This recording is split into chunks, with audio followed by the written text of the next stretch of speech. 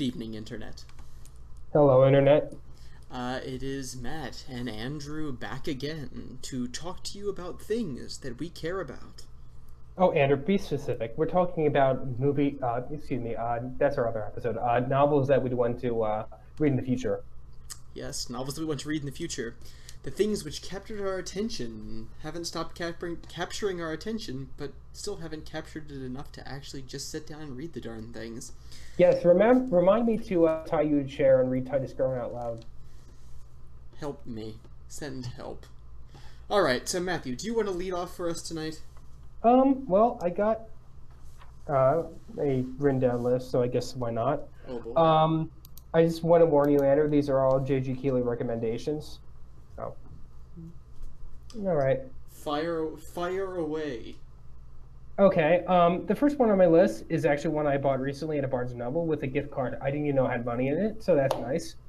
Hey, free money. This is an author who's been compared to Mervyn Peake, who wrote Titus Grown, who did the novel that I want to tie in her chair so I can read. It's called The Vor, spelled Vorrh, by Brian Catling, who is a British author. He's not written a lot. He's 70 apparently, and he just finished the series. Wow. It's a trilogy since June. It's kind of half high fantasy, half not historical fantasy. It takes place at the end of World War I, so I guess maybe like the early 1920s in like British occupied Africa. I don't know where. I think maybe Nigeria, and it takes place as sort of a quest for the Garden of Eden past this place called the Vor. So it's kind of like Intriguing. a retelling of Joseph Conrad's Heart of Darkness. Interesting. I like that. I like the sound of that. I have it. Once I'm done, I could read it to you after I tied you to the chair to read Titus Grown, of course. Which I think you should read more than this. You think he's kidding. But carry on. So it takes place in I think I've stopped repeating it. Yes. So, when it comes to the Vor, so you said this author has Brian not Catling. He hasn't written much. And he's 70. Like his first book was like a fictional account of him like talking to like a fictional being, and it was posted in 2006, and he's just turned 70. Interesting. I was gonna say that I was a fan of. I am a fan still. He has since passed on, but Brian Jakes, the pulp fantasy author, he was sort of pulp, not necessarily young adult, but youth general sort of literature. He did not write until late in his life, and he produced a lot of books. So yeah, no. So sometimes there's something to be said for starting later. I mean, like Tolkien did not write The Lord of the Rings when he was a young man. C.S. Lewis didn't write when he was a young man. I mean, they were. If you really look at them, they were like. Well, it's depending on who you are. It's funny. Like Tolkien was like kind of like a semi-aristocrat soldier who like focused really more on being a soldier for like both World War. I mean, like he was like some telegraph office guy or something, whatever, in the Second World War. So language. The man was fascinated by language. Yeah, and that's why Lord of the Rings is considered by Keeley to be sort of more of a scholarly experiment than a story. But it was a scholarly experiment. I will make that concession. It was a scholarly experiment. All right, so there are more books on this list. I want to hear what these more books are. Well, just to wrap up with the Vor. Interesting enough, Brian Catling, just like Mervyn Peake, he's like a sculptor and a painter. So you get a very poetic. It's not like poetry, but a lot like the beauty of poetry in Brian Catling, but like a very visual style writing. I've said it is on par with Peake. I want to see if that's true because Peake is the best I've ever read. But this came out as of 2012, so the stakes can be broken even at this point. The only thing I don't really like about it that I've kind of heard, I've actually met a lady actually when I bought the book that it wasn't like this, but it's been described possibly like an absurdist, postmodernist like book that kind of argues for like the fact that logic doesn't exist. Because when the people go into find Eden, it's been suggested that they don't. The point is that there is no Eden, or meaning, or God, because it's sort of like this British band of people who believe in all of that, and sort of them getting lost. British nihilism, that And the great fount plot, of literature. and Sorry. honestly, the plot, from what I understand, the characterizations are kind of like fragmented, even across 3 books. That sort of like that goes with the theme of logic, doesn't exist, just atoms smacking against atoms. I'm told that that's not true and things make sense in the end, but I don't know for sure, and I don't want to know yet. But I'm just, even if the book is completely anti-logic, I just think that it sounds like a very pretty book and is worth the journey. I just hope that's not the case. Interesting, because that is a. I think that's an inherently unsatisfactory ending to any form of fiction, would be to declare that logic doesn't exist. That's just, I think there's something that's so. It'd be like me writing a novella about the chair I'm sitting on not existing. It'd be inherently unsatisfactory. It might be entertaining, but not. I would like to see how you would go about exploring that. I mean, you kind of go by faith. I mean, like, you could argue it's like one of those things like a squared circle or a rock that an omnipotent being created that they couldn't move. But I'm not going to go into that, but I just don't like it. But it does. But the funny thing is, you measure that by how much it makes sense, and that's the entire point. They said there is no sense. There's no sense. It's an intriguing idea. I'm taking what basically amounts to a scientific ethics and philosophy course, and what's the name? What is the name for the belief that logic doesn't exist? I don't think it's nihilism. Nihilism is just like, is it? I don't know. I want to say anti-rationalism. Me too, but I've googled that and that's else. not it. It's something that's something else. Should be, though. To be really honest, I know there's a term for it. I know I've dealt with that term before. I dealt with that term in a philosophy class I took a couple of years ago, but it's just not coming back to me. An anti-logicism is kind of a mouthful. Anti-logicism? Yeah. We'll run with that for now. Yeah, but I'm just saying it's a mouthful. That's why when you Google it, nothing comes up. Slap it up there with PG-12. PG-12 and Pop's Fantasy. Art fantasy. What was it? Art fantasy and dial-up punk. Art fantasy, dial-up pump. It's you have a little guy who's like the Japanese service station hat like outfits. Just some guys run out and just like work on your dial-up and then run away. That's what that noise is. A bunch of Japanese gas station attendants, like switchboard girls from the 50s.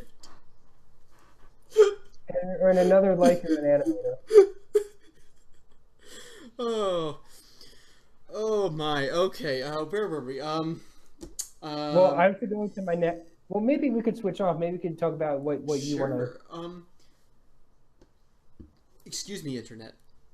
Excuse me again, internet. I have acid reflux. Yes, it's terrible, and yes, I'm open to suggestions. And in case you're wondering and struggling with it, papaya does help. Dry papaya is fantastic for heartburn. All right. So, and upset stomach in general. My number one big one is I would love to someday finish reading The Lord of the Rings. I've listened to it on tape. I have studied it. I've read The Hobbit several times. Part of my senior project, my senior thesis, is working with the aesthetics and the logic and the world building ability of J.R.R. Tolkien. I'm fascinated by his world. I'm fascinated by the man himself. I mean, he is incredibly intelligent, and he speaks and writes with such a transcendent artistic flair. I mean, I love his language, but I've never been able to read The Lord of the Rings. I just never been able to get through it, even though I've listened to it before. There are a lot of asides, whether or not you think that's good. I mean, I think it, like me and Keely think it distracts from a theme that isn't even established throughout the entire work. But there are times when listening to it on tape, I wonder if it would have been easier to follow if we only split down 2 plot lines instead of 3. Because the 3 plot lines sort of starting Yeah, in the that's starting in the fair. 2 But towers makes it yeah, but Kelly's easier to argument isn't that follow. like asides are bad, but he's saying more like, even though he does saying it's excessive. You said earlier in an earlier episode, you said that like Keeley's method is pragmatism. That he said if he was writing Lord of the Rings, he wouldn't have wrote about how the horses got away in Mordor. But I don't think that's true.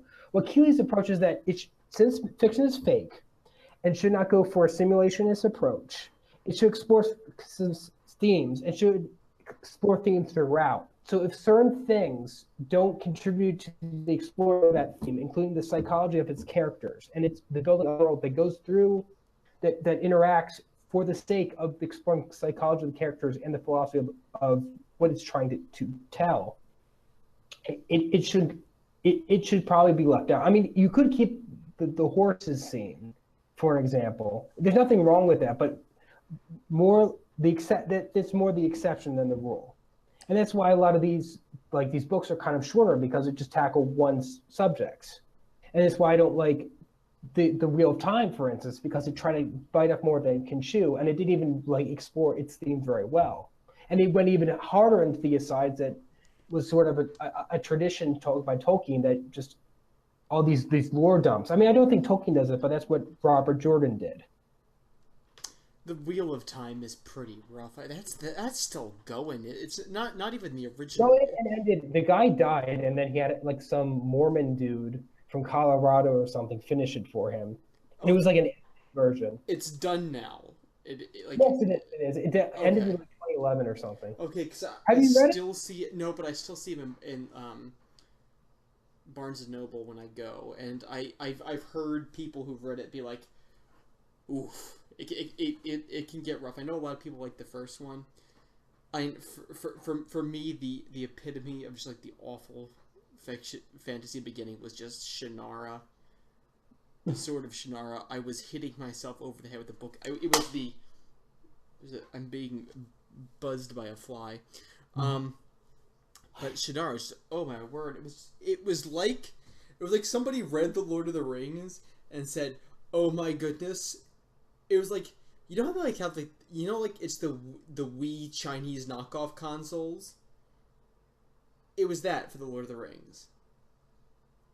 And oh, dear viewers, I'd like to report that Matthew has frozen and then disappeared from the void of reality. So this is a one-man show for the next several So, minutes. He's still there. oh, He's still okay. there. He's fighting on. Yeah, I got the same thing. But anyway, I think you should maybe just read Wheel of Time just for the heck of it because there was some lost potentiality there. There is energy, and I hate to say it kind of reflects more of the 80s and early 90s when he was writing. I think Neuromancer or Snow Crash, just like in a ignorant kind of. It's hard to explain. It says more about the author than it does about the universe. Interesting. Though, back to your earlier point, I would say that when it comes to By the the... way, I just want to put a little asterisk. I don't think you have to explore philosophy and psychology, but my philosophy as G.G. Achilles is since fiction is fake, we should use its fakeness to explore things that make us human because it's a human thing run through a human lens to human viewers. Well, here's the thing. Fiction is not fake. Fiction is inherently true because it is the story as the author imagines it. The author makes it up, and then therefore the story that the author writes is true. It is true to what the author sees inside themselves.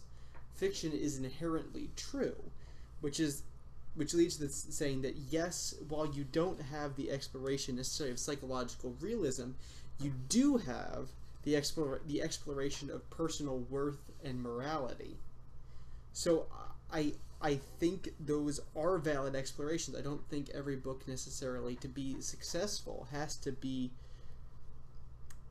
beholden to the concept of exploring psychological phenomena.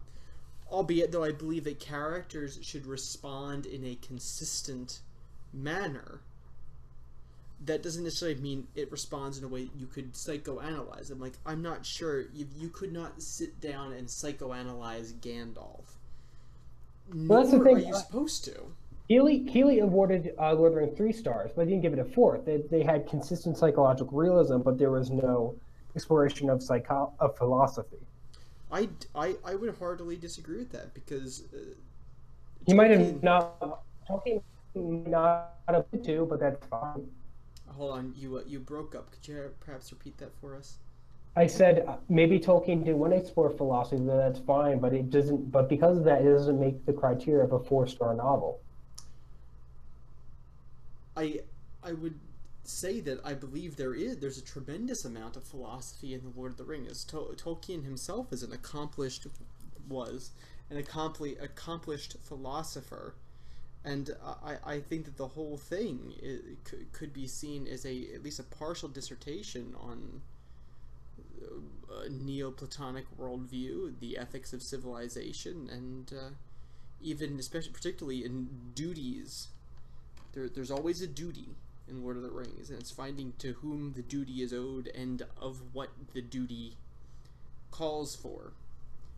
I mean, maybe so, but I think there are different there are better ways of doing that. That's why I lent you out the Broken Sword by Paul Anderson, because it came out the same year as Fellowship of the Ring. A lot of similar things in it than are in Lord of the Rings, and it's been often compared to it. So I just think, and not just because this episode doesn't have that as a topic, but like I just rather you read that too and maybe compare them both.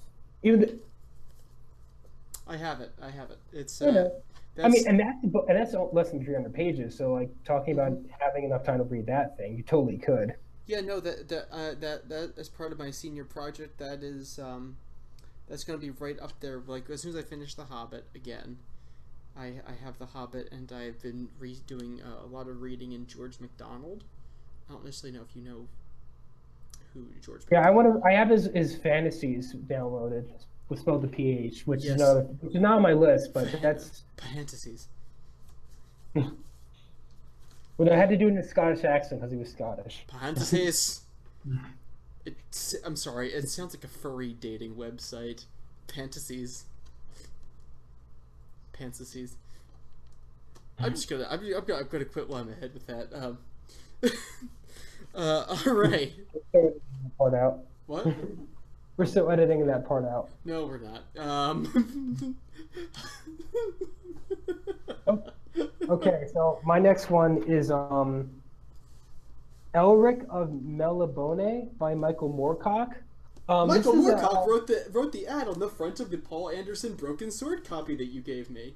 Yeah, spoiler alert, that's the guy who criticized Tolkien in, I think, the 70s and 80s, who wrote a great essay called Epic Pooh, which is actually funny, which Tolkien, Keeley gets his opinions of Tolkien from him and the other guy, Herman Melville, who called Herman Melville? Tolkien went on the A word of fantasy. So actually this is funny because Elric of Melibone is actually his attempt to write high fantasy in a non-Tolkienesque way. Because what J.J. Keeley said is that he's been longing to have a high fantasy book that was both pulpy as an action-oriented, like Conan the Barbarian, but deep and philosophical and try to cover new ground and create innovation in fantasy. I heard it's really interesting. Like I don't know what it's quite like. Apparently, it's not Tolkienistic, nor it's like Conan the Barbarian. I heard it has an excellent magic system, and that key leaves are marked on it, which is saying a lot. It's totally an epic. I don't know if it means like a Viking epic or just like our modern conception of epic. A Viking I'm sorry, I think you said a biking epic. I think you said biking, and I'm like, well, that sounds like a boring fantasy story. It's the Tour de France, and Lance Armstrong is the final boss. Roll 5 for gear. Roll 10 for gear change. My steed is the United States Postal Service. Interesting. I heard it's very deep because he's used quantum mechanics as Well then, maybe within the with the magic system or something, which I find interesting. Like, because I think it was written back in the '60s or '70s, so that was pretty hard quantum for mechanics in the magic system. That's very postmodern. That's the postmodern scientific fantasy idea. That's I don't know what you mean. I mean, like, do you mean postmodern how the war was, or what? But by saying postmodern, I mean you see as we slip more into the age of postmodernism, fantasy adopted more of a scientific bent, as in magicians were scientists first. They had laboratories. They had experimentation. They were seen to be more like alchemists in the real world. This was sort of a shift that I ended up studying in. So, like Arthur C. Clarke's explanation of black magic, the name magic actually eventually looks like magic.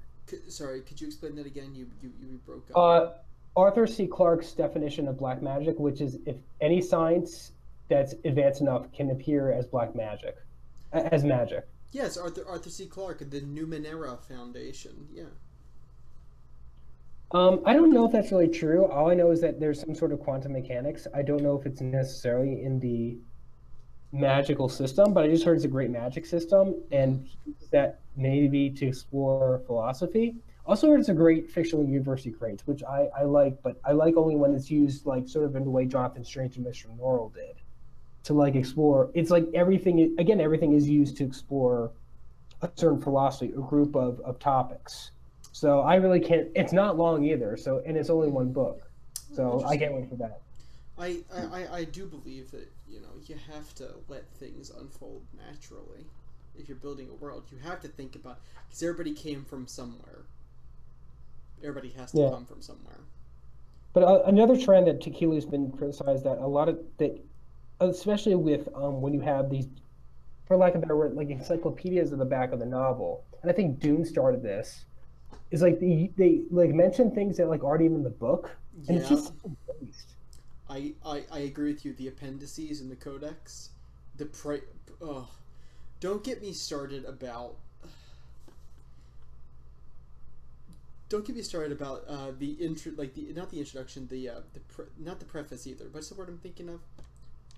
Appendices, No, appendices come at the end. The thing that comes with, preface. not the preface. It's the prelude, like preludes. I like, Yes. yeah, like those usually drive me crazy. I remember there was one. Do you remember? I was reading a book by Orson Scott Card. Some Yeah, I read Ender's Game, but that's about it. I was reading another book of his, and I was reading the introduction, and I couldn't finish the introduction.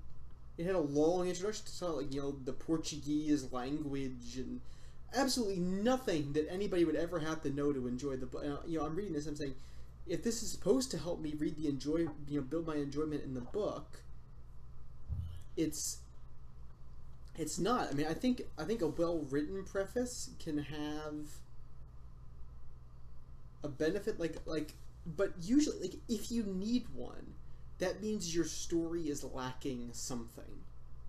Yeah, I know. Like to quote Sacred Like Heaven movie reviewer that I like, movies shouldn't have homework, and I don't think novels should either. I concur.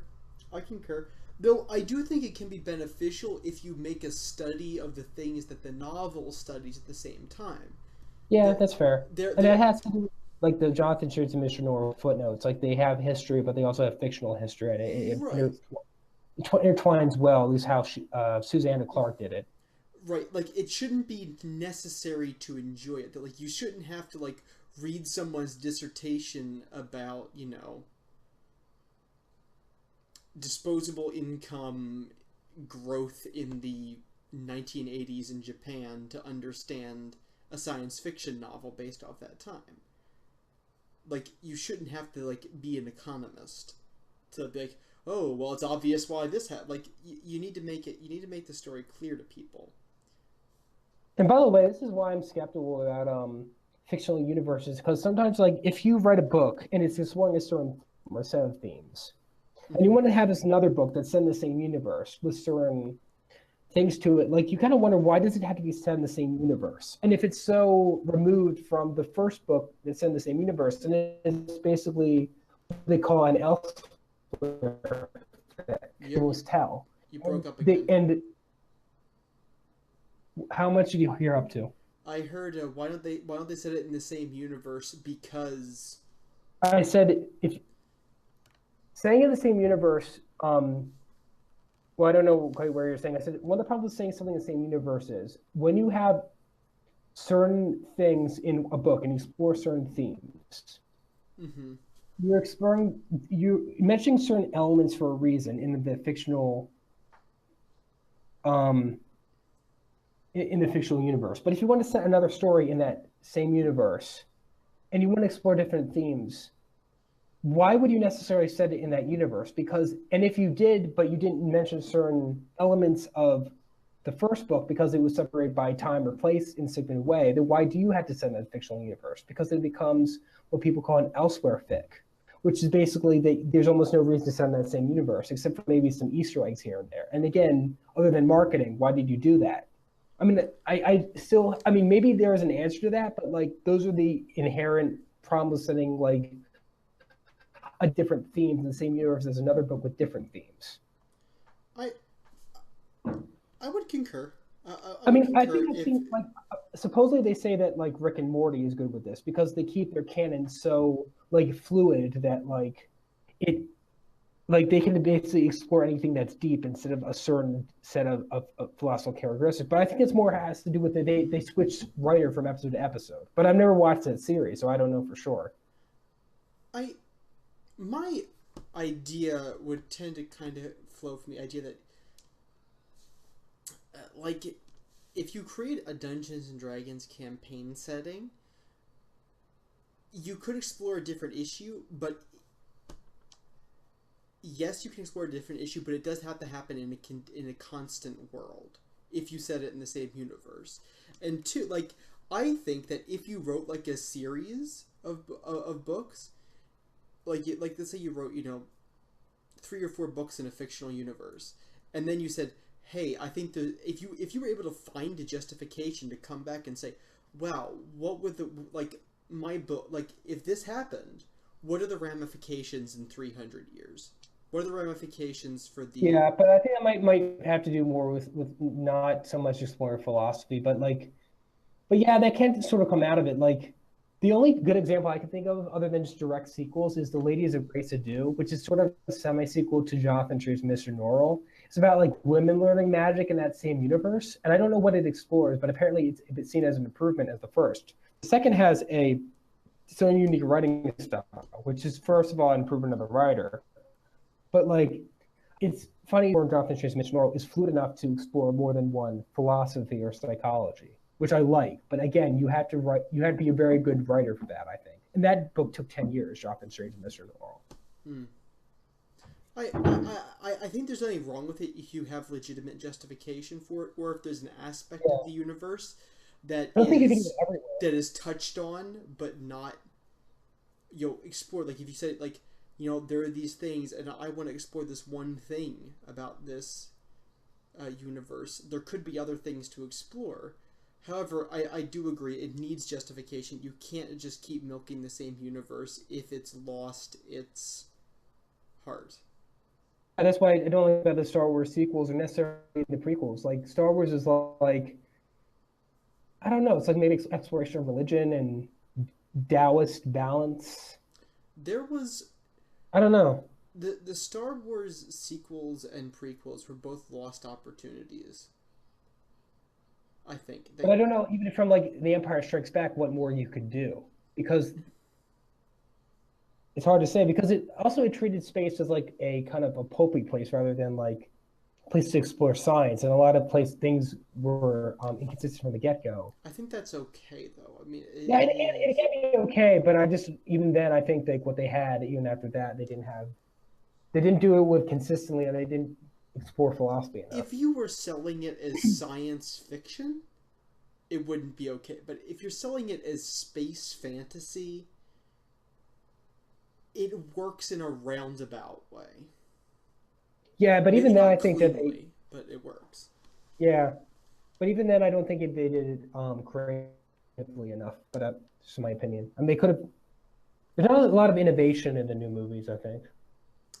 There weren't a lot. There wasn't a lot of innovation. In the original trilogy, there wasn't. Everything after that, there wasn't. I would agree with that. It was. I have to say the new movies, they're they're not bad. Like they just you get the feeling it's not firing on all cylinders. Well, And Disney, I think I'm just gonna say Disney has to find a sweet spot between um, enough originality, enough um, tradition. stuff. The new stuff. It was too much new stuff. And then there's people like me who thinks that the Star Wars trilogy was more or less already told in 6 episodes because it was about Anakin Skywalker. Now it seems to be not about him anymore, which I don't get. But again, it's not my favorite franchise in the world. That's my opinion. I don't really care what happens because it's going to happen. They're going to make movies no matter what now. I think it would have been so much more interesting if they had focused on Luke Skywalker instead of Anakin.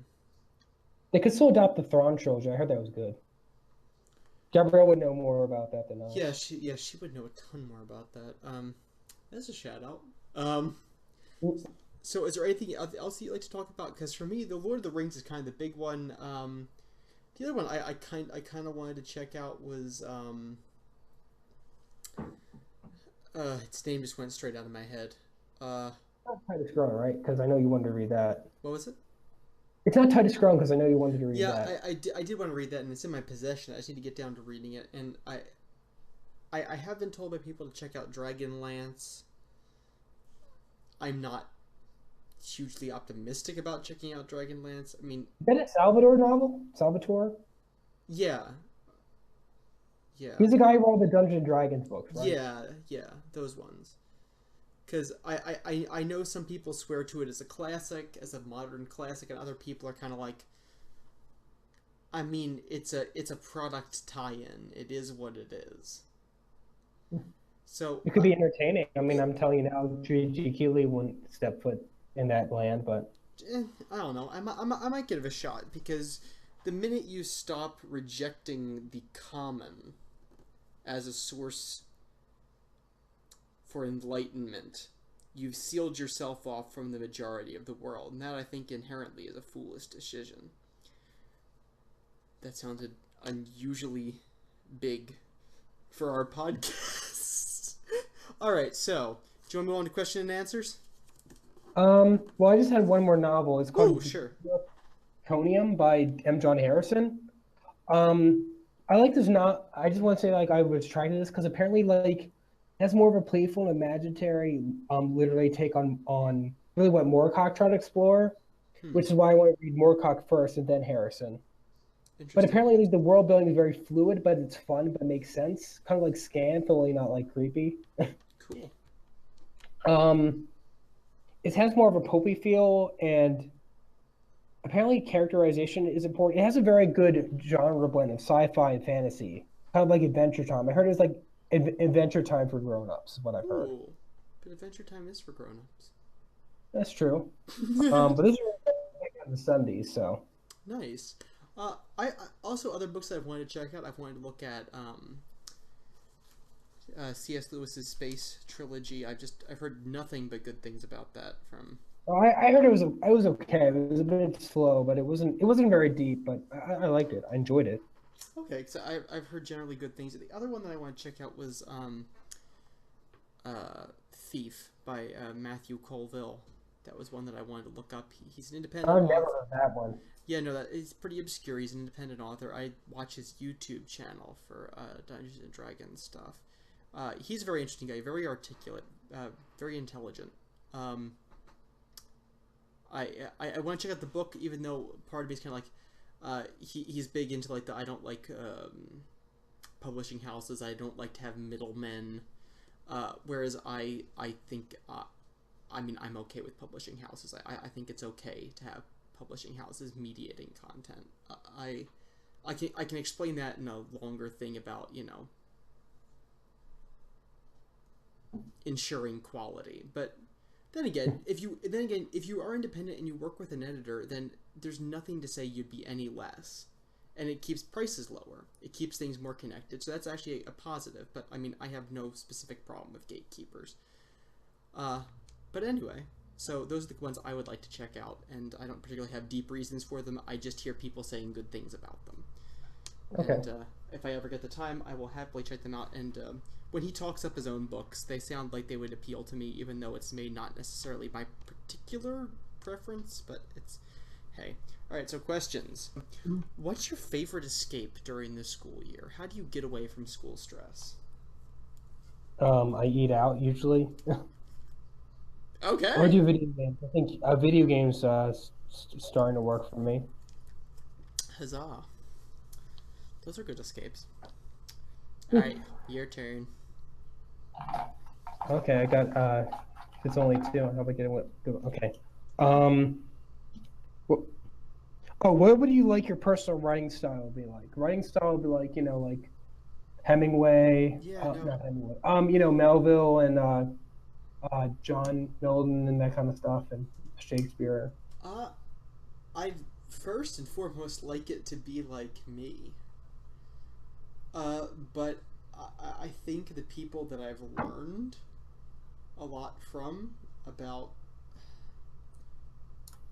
writing itself, like the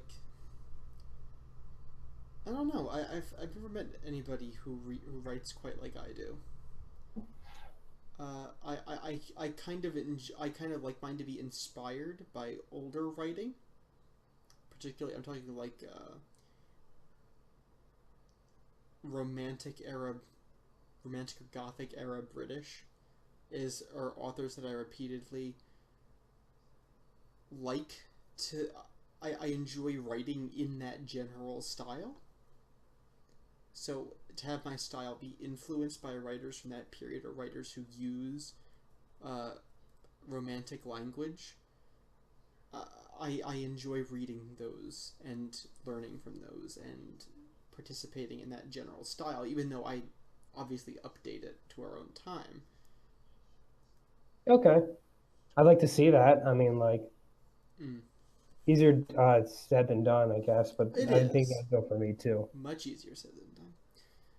All right, so what is your dream road trip, and in what car would you take it? If you could pick anything. Seeing as how we were doing some really weird curb spotting earlier this week. Oh, that, yeah. Yes. Oh, here's this early 80s Rivera or whatever, and here's like... What was it? I think we eventually figured out it was an 81 Buick Rivera? I think there's Riviera. I think there's a student who drives a 78 Malibu. That's dedication. My school, we have like unusual taste in cars. We have like old trucks. We have a lot. There's somebody here. There are two beige Mercedes E-Class station wagons. Two different ones. From the 80s or now? No, from the 90s. Two beige. Well, they're probably good for a good price if they're from the 90s, but still. Yeah, it's two beige E-Class Mercedes station wagons, and I've seen them both on campus simultaneously. It's not the same car. There's two separate ones. Wasn't there a guy who bought like a 45 Willys Jeep or something?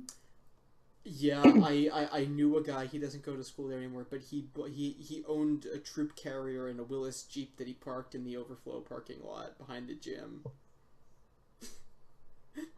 Yeah, there's some good cars. There are some cool cars. I know there's an orange Toyota Tacoma,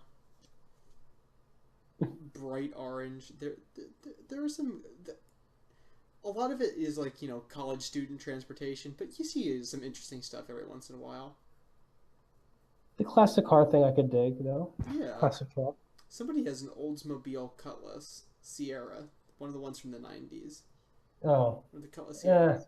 My dad had one of those, and like a brick red Cutlass Sierra. Was I around when he had that? I don't remember that. I don't think. No, no, we hadn't met yet. We met like 2 years later. Anyway, That's, yeah. so your dream road trip, and in what car would you take it? I almost feel like Florida, because you know, Interesting. I've been there before. Um, maybe if I had to go there and stop, my parent. I'm sorry. I knew people who went down to Georgia in a hybrid in one day, and it got great MPG, and apparently it got its electricity from braking, like the energy from braking. Mm-hmm. But Backs up to the batteries. well, if it was a rental, I'd get like a Lincoln ZTX or whatever. What's the sedan, the small sedan they have for the Lincoln right now? Oh, ZTX or XTS? is it the MKS? No, that's like the biggest one. I This is a Anyway, problem. the The, small the sedan. Lincoln alphanumerics go above my head. I Yeah, I'm not good with numbers when it has to like car names either. Like I don't know any Mercedes or BMWs because of that. those I can tell you about. It's the Lincoln ones that get to me because at least it's the class, it's the general engine displacement, yada Oh. yada. But then you get into when you get into Lincoln, she's like we found some letters. Detroit logic. Detroit logic. It weighs 530 pounds. Let's stick a 12-liter V26 under it and see what happens. I love when you see like pictures of like 80s Lincoln town cars with like built Ford Tough mats from their trucks in there. Like they just said like, well, it weighs a truck, so we just have these truck mats in there. Uh, Something about vacuum lines. I don't know. No, but so so We have Florida. vacuum powered uh light covers for like the Mark IV. So that was great. Flip up head. I miss flip up headlights. No, not even flip up headlights, but they were like cover them and then they vacuum prop up once you turn them on. So I'm just old enough to remember the last cars being sold with pop up headlights. Like oh I'm just old enough to remember yeah, what was it? Miatas that did that? Ma, I'm not sure if they were still doing Miatas with flip ups when I was. I don't know if they I've still were, seen, but not great. but I know. I remember seeing like there was a Pontiac dealership we used to drive past pretty often. I remember seeing the Trans Ams, the newer like the last Trans Ams with the flip up, Oh. or is the Firebird? Hmm. I forget which one. There was one that in the '90s still had flip up headlights. I remember. Hey, now we're doing all that segment. I want to do car talk. Wait, what?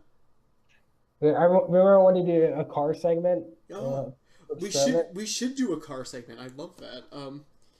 But so you would go to Florida in a Lincoln.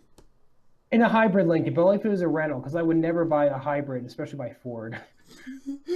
You so basically this is the Snowbird tribute trip. Matthew wants to get the full grandpa experience before children. Very cool. All right, so what's your other question for me? Let's see. We'll go through the randomizer. Oh, favorite 20th century decade.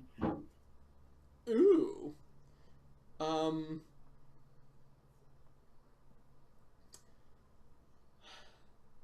you know which one I'm going to pick. Yeah, I know. I kind of guessed by now. You know I'm probably going to guess you know I'd say the 1980s cuz I find it very interesting cuz it's close but it's not quite accessible. It is the interest of being just out of reach and that I've always particularly liked the music of the 1980s. I think it's going to be more. I think just for at least for us, like even once it stops being cool, it's just like I like it no matter what. Because even as someone who preaches art films, I think they did like even like artsy movies very well. I don't know. Yeah, it was a time of optimism. It was a time of For outside of punk rock, anyway. yes, which was punk rock. It is punk rock. Punk rock itself is entropy embodied. So I mean, the goth thing kind of made sense because he came from West Germany in the early '80s, and like Right. I remember reading East Germany had some of the highest suicide rates in New York. So, and they had the Berlin Wall, not to mention. Yeah. And then in the 90s, you also have sort of that sense of optimism. It's a different kind, though. It's, the Soviet Yeah, Union is dead. We won the Cold War. So I would have to say that sort of the transition between the 80s and the 90s, like I would almost say like from 1980 to 2000. okay, I just think that era is so interesting because it's just out of our grasp, our generation's grasp. It's just outside it, and I think that kind of increases the allure of it. Sort of like in the 80s and still ongoing in that generation, there was kind of an interest looking back towards the 50s. yeah, Is and they because kind of that was model it during just out of grasp. but that means, but I would personally, even once the '80s stopped being trendy, was like still be interested in them. Oh, I would too. The 80s are in right now, but I was interested in them before they were in, if that makes Yeah, sense. yeah, that makes sense. Not in like a before they were cool way, just like, oh, this is an interesting period that I almost lived in but didn't, and I want to know more about it. Yeah, but that was interesting. Yeah, We got unusually deep for us tonight. no, I don't mind that at all. I don't mind that at all. Well, anyway, internet. I hope you're having a fabulous night. We're backlogged on homework. Hopefully, this one will actually have an intro that I've said I've been working on for 5 months. But we don't talk about that. All right. So anyway, for Behind the Curve, I'm Andrew, Well, Matthew. and have a fabulous night, internet. Bye now.